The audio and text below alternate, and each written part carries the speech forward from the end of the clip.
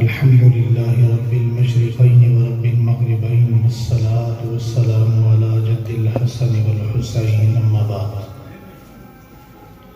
أعوذ بالله من الشيطان الرجيم بسم الله الرحمن الرحيم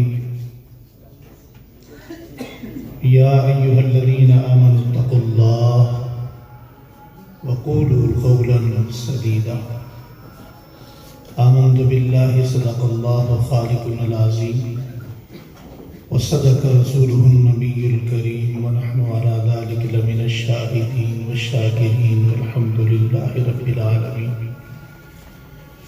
انتہائی عقیدت محبت کے ساتھ درود پاک کی تلاوت فرما لیجیے۔ اللہم صلی علی محمد وعلی آل محمد کما صلیت علی ابراہیم وعلی آل ابراہیم انک حمید مجید۔ اللہم بارک علی محمد وعلی آل محمد کما بارکت علی ابراہیم وعلی آل ابراہیم انک حمید مجید۔ اللہم صلی علی روض محمد، اللہم صلی علی جسد محمد، اللہم صلی علی ابناء محمد، اللہم صلی علی بنات محمد، اللہم صلی علی اہل بیت محمد، اللہم صلی علی اصحاب محمد۔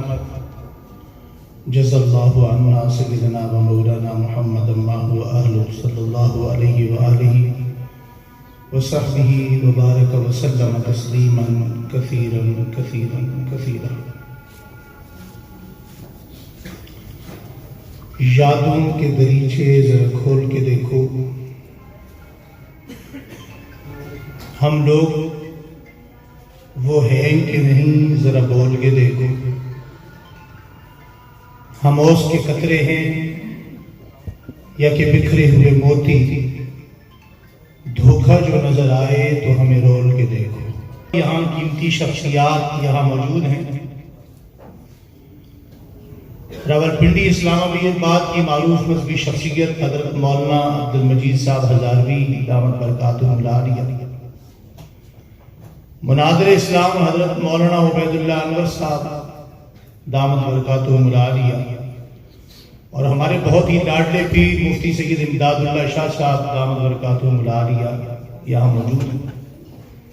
یقیناً وہ اپنے معافی ضمیر کے اظہار فرمائیں گے۔ میں انتہائی اختصار کے ساتھ دو تین باتیں چونکہ نوجوان طبقہ بیٹھا ہے ان کے گوش گزار کر کے آپ سے اجازت چاہوں گا۔ پہلے میں نے سیالکوٹ جانا تھا مگر فیاض چودھری صاحب نے میری لوکیشن آپ کو بتا دی ہے تو اب شاید میں یہی رہوں گا۔ ایک یہودی صلاح الدین ایوبی رحمۃ اللہ علیہ کو رات کے اندھیرے میں ایک قبر پر کھڑے ہوئے دیکھتا تھا۔ آپ کو میری بات سمجھ آ رہی ہے؟ جی مجھے یوں لگ رہا ہے کہ یہاں میں اکیلا ہی بیٹھا ہوں، آپ نہیں ہیں۔ اگر ہیں تو تھوڑا سا بولیے سبحان اللہ کہتے ہیں۔ ڈاکٹر صاحب کے اصالِ ثواب کے لیے سبحان اللہ کہتے ہیں۔ اصالِ ثواب کے قائل ہیں ہم ہیں۔ آپ پتہ نہیں ہیں یا نہیں، ہم ہیں۔ سبحان اللہ کہتے ہیں جی۔ اب تھوڑا سا آنے والے کو پتہ تو چلے مجھے کوئی سن رہا ہے۔ صلاح الدین ایوبی رحمۃ اللہ علیہ کو رات کی تاریکی میں ایک یہودی نے ایک اجنبی سی قبر پر کھڑے دیکھا۔ بڑی دیر تک صلاح الدین ایوبی کھڑے ہو کر وہاں آنسو بہاتے رہے اور روتے رہے۔ اور میں آپ کو یہ بھی اشارہ کر دوں جو ہمارے مرد ہوتے ہیں وہ دن کو نہیں روتے، جن کو سمجھ آئی وہ بولنے لگے۔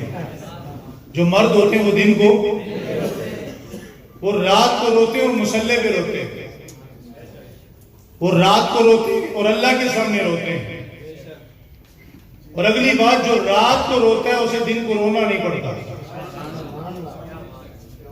اور جو اللہ کے سامنے روتا ہے اسے در در پہ بھی رونا نہیں پڑتا۔ تو اپنا مزاج بنائیے، ایک ہی در پہ روئے۔ آپ نے دیکھ لیا اپنی زندگی کا بڑا ایکسپیرینس، اپنے حکمرانوں کو بھی دیکھ لیا، بڑے بڑے لوگوں کو دیکھ لیا۔ جو اللہ کے سامنے نہیں روتے وہ در در پہ روتے ہیں۔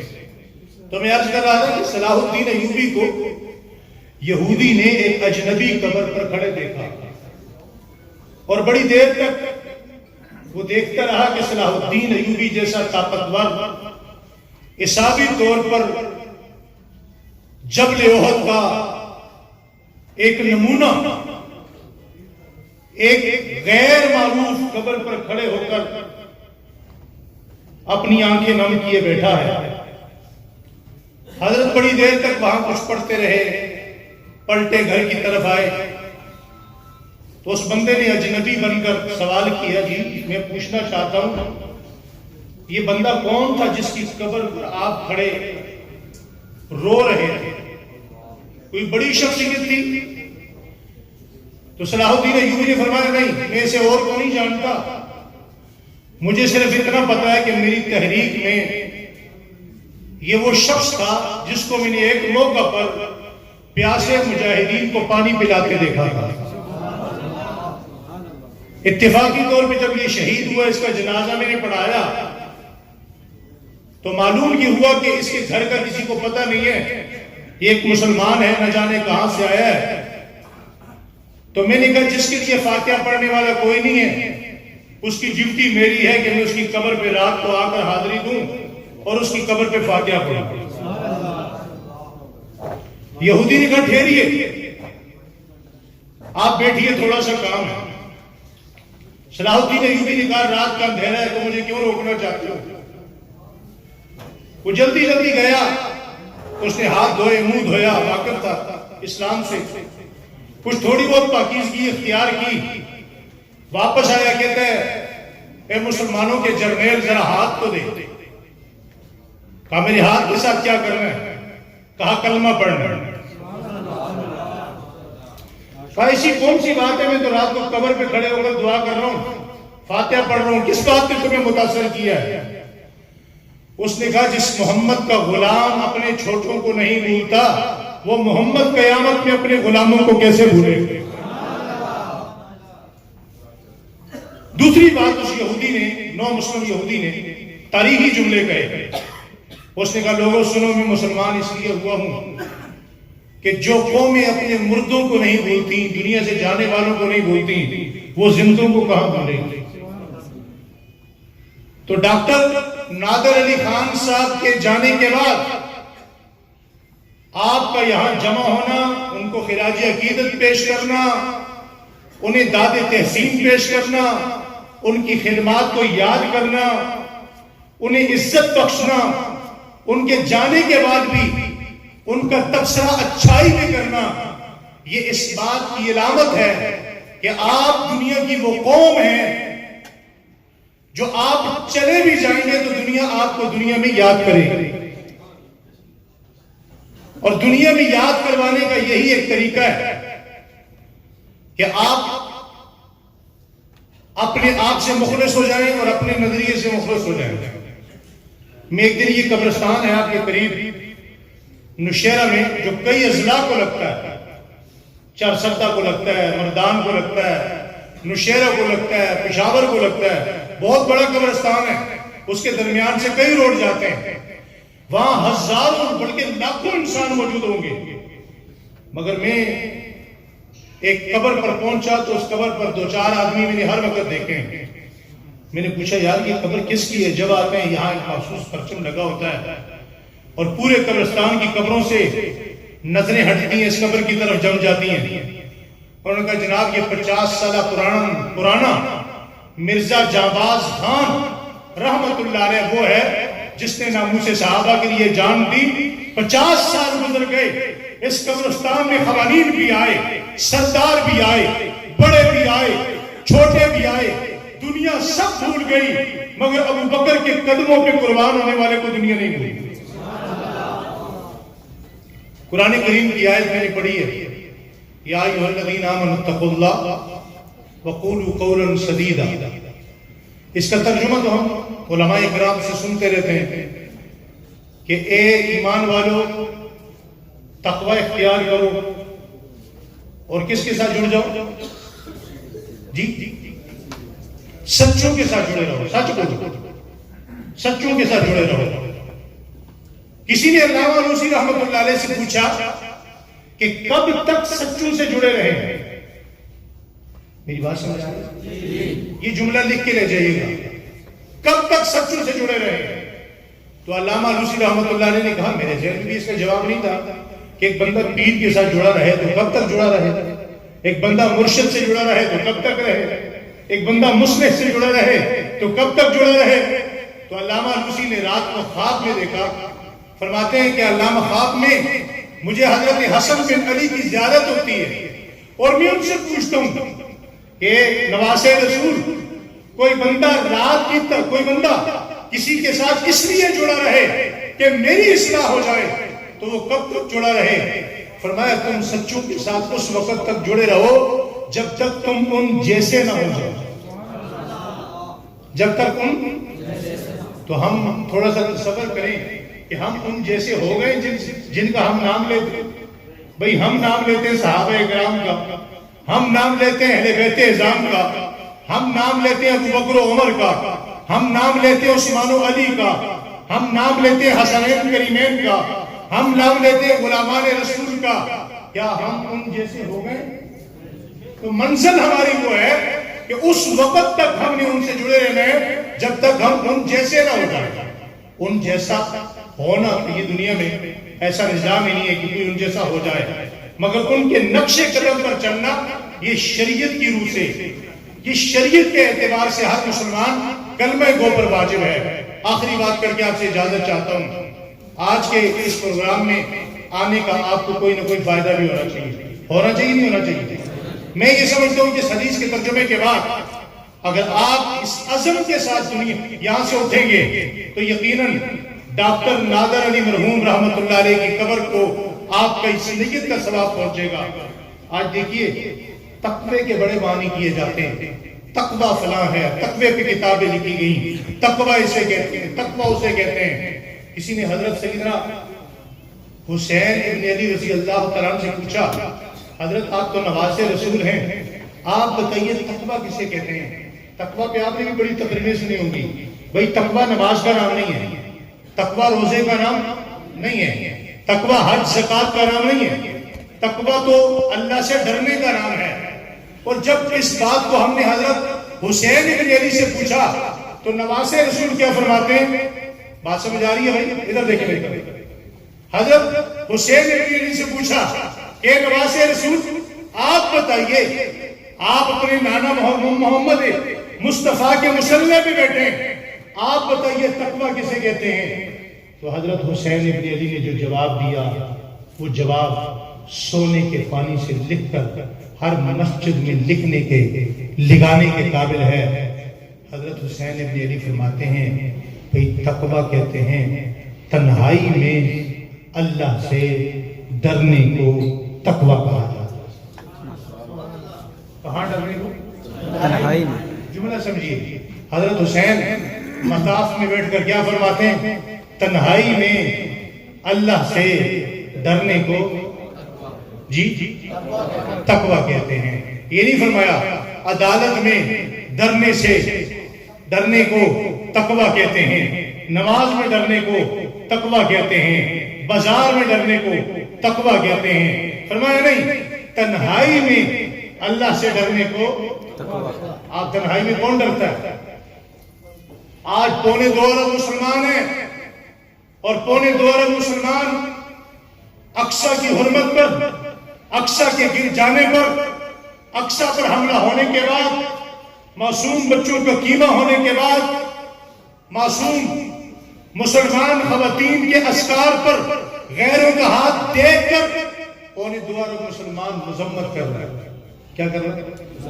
کیا کر رہے ہیں؟ اس لفظ سے جتنی نفرت زندگی میں آج ہوئی ہے اس سے پہلے کبھی نہیں. یہ مذمت کیا چیز ہے؟ کوئی خانہ کعبہ پہ حملہ کرے گا تو کیا مولانا عبد المجید ہزاروی صاحب ہم مذمت کریں گے؟ کیا کوئی مسجد نبوی پہ حملہ کرے گا ہم کیا کریں گے؟ مرمت کریں گے. جی مرمت، ہم مذمت کریں گے. اس کا مطلب ہم اور 2.25 ارب مسلمان جمع ہونے کے بعد بھی، دنیا میں اپنا وجود رکھنے کے بعد بھی، ایٹمی طاقت رکھنے کے بعد بھی، 2.25 ارب مسلمان پوری دنیا کے 57 ممالک میں ہونے کے باوجود بھی ابابیل بھی دعا کر رہے ہیں، یا اللہ ابابیل بھیج دے. بھائی اگر ان اقصی کے مسلمانوں کو آج بھی ابابیل کی ضرورت ہے تو اس کا ایک ہی مطلب ہے کہ ان پونے 2 ارب مسلمانوں کی اب زمین کے اوپر کوئی ضرورت باقی نہیں رہی. ٹھیک ہے غلط؟ ان کی زمین کے اوپر کوئی ضرورت باقی نہیں رہی. اور یہ ہوتا ہے غیرت سے، حمیت سے. یہ آئے گا کس وقت؟ میں ایک حدیث جو سنا رہا تھا آپ کو ترجمہ کر کے بات ختم کر رہا ہوں. حضرت ہزاروی صاحب نے بھی شاید گیت جانا ہے جنازے میں. مدینہ منورہ میں ایک صحابی ہے، الہامہ نامی بستی میں رہتے ہیں. ظاہر ان کا نام ہے، لمبا قد ہے، کالا رنگ ہے، لمبی داڑھی ہے، پھٹے پرانے کپڑے ہیں، پاؤں میں جوتا نہیں ہے. مسجد نبوی میں آتے ہیں. بات سمجھ آ رہی ہے؟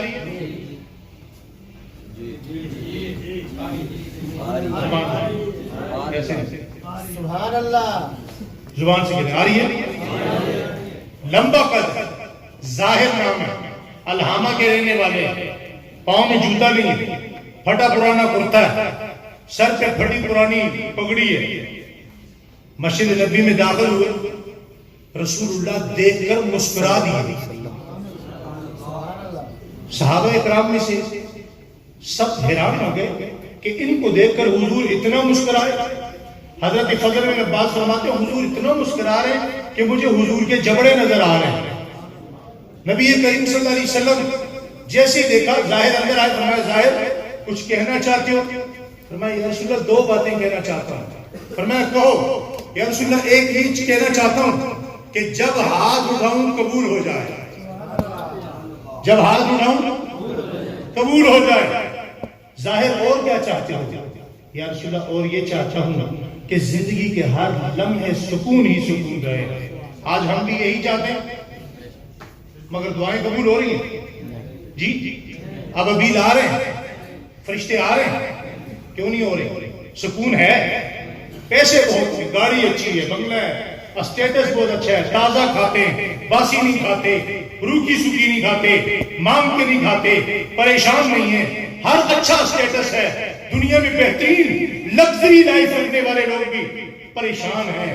سکون نہیں ہے کیونکہ سکون کا تعلق تو پرچیزنگ سے ہے ہی نہیں بھائی. میں نے پی ٹی وی پہ ایک جملہ استعمال کیا تھا، بڑا مشہور ہوا. میں نے کہا بھائی سکون کھانے سے نہیں کھلانے سے آتا ہے.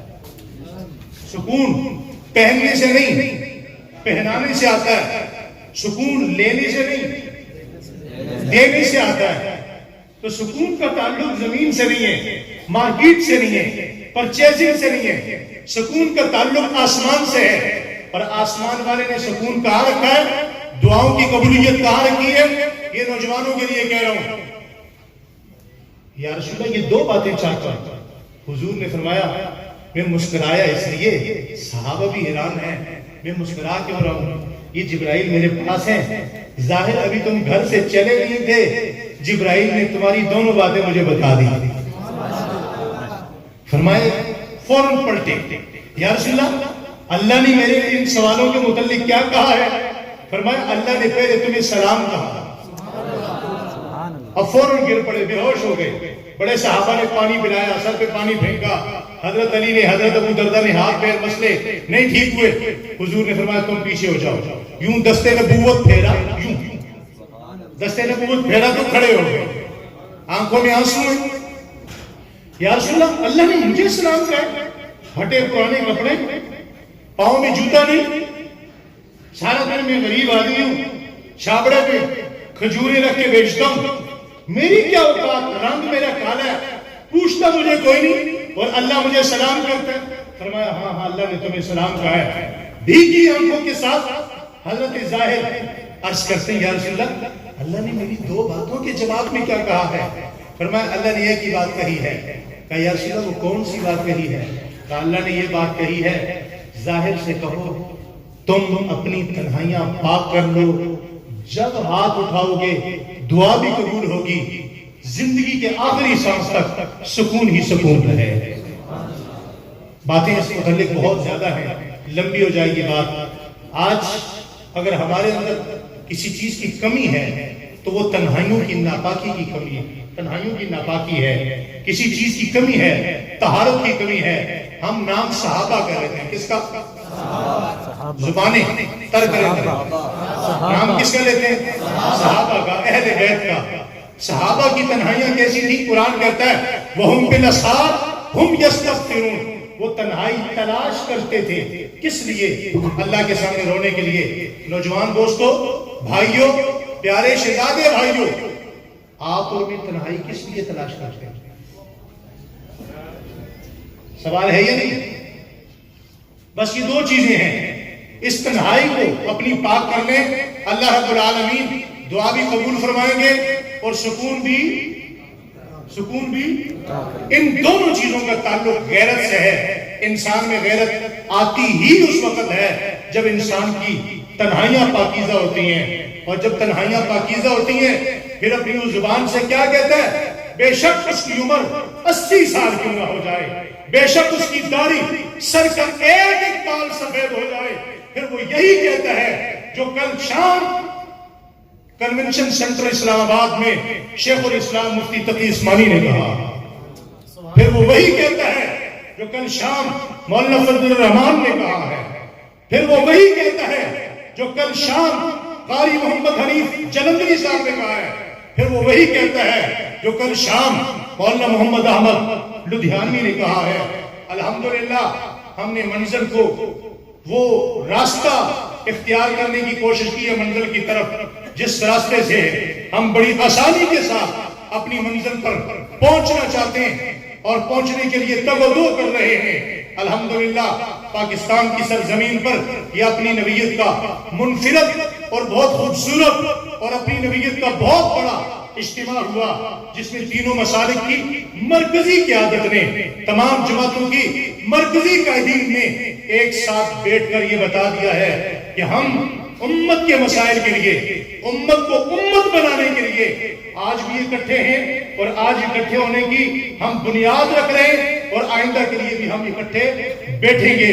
اللہ تعالیٰ جل شانہ ڈاکٹر نادر علی مرحوم رحمت اللہ علیہ کے مشن کو، ان کے کاز کو جاری ساری رکھے۔ آپ کی صورت میں، میری صورت میں اللہ ان کی قبر پہ کروڑوں رحمت نازل فرمائے۔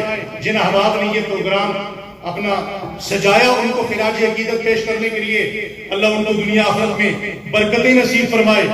زندگی زیادہ گزر گئی ہے، بہت تھوڑی باقی رہ گئی ہے، بس اللہ سے ایک دعا ہمیشہ مانگے، فجر میں، ظہر میں، عصر میں، مغرب میں، عشاء میں، رات میں، اٹھتے میں، بیٹھتے میں، چلتے پھرتے ایک دعا مانگے کہ اللہ تم نے زندگی بڑی اچھی عطا فرمائی، اسٹیٹس بڑا اچھا ہے، دنیا بڑی اچھی بنائی ہے، ہر عیش و تنم تمہیں عطا فرمایا ہے، مگر اللہ جب جانے کا وقت آئے تو موت کو اتنا خوبصورت بنا کر بھیجنا کہ موت کو آنا اچھا لگے، ہمیں جانا اچھا لگے۔